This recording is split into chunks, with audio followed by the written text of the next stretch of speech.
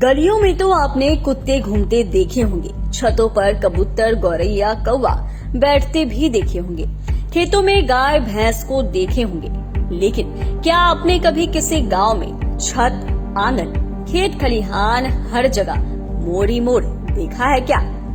अब आप सोच रहे होंगे कि जिस मोर को देखने के लिए हमें चिड़ियाघरों में जाना पड़ता है या घने जंगलों में जाना पड़ता है, वो भला छत, आंगन, खेत खलिहान में कैसे दिखेंगे? आपको जानकर हैरानी होगी कि बिहार में एक गांव ऐसा है जहां आपको घर हो या खेत, चारों तरफ मोर ही मोर दिखेंगे। जी हाँ, आप एकदम सही सुन रहे हैं। आप अपने स्क्रीन पर वो तस्वीरें भी देख पा रहे होंगे। दरअसल बिहार के सहरसा जिले में एक ऐसा गांव है जिसे मोर नगरी के नाम से जाना जाता है। इस गांव में चलते फिरते आपको मोर और मोरनी दिख जाएंगे।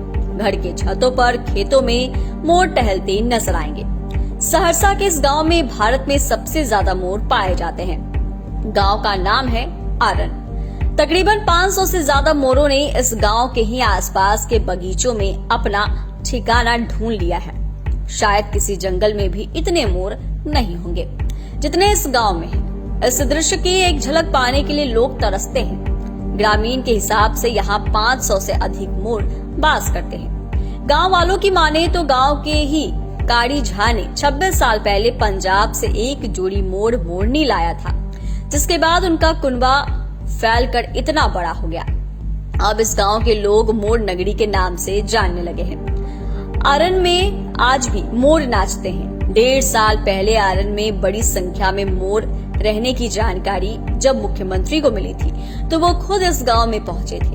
वन विभाग द्वारा जयप्रकाश उद्यान में मोरों को पालने की बात हुई थी, लेकिन मुख्यमंत्री के जाते ही सारी बातें फाइलों में दबकर रह गई। हालांकि आज भी आरण के लोगों के आंगन व दरवाजे पर मोर नाचते हैं। यह अकेला ऐसा गांव है जहां घर आंगन में मोर रहते हैं। कभी छतों पर तो कभी आंगन में आसानी से यहाँ मोर दिख जाते हैं।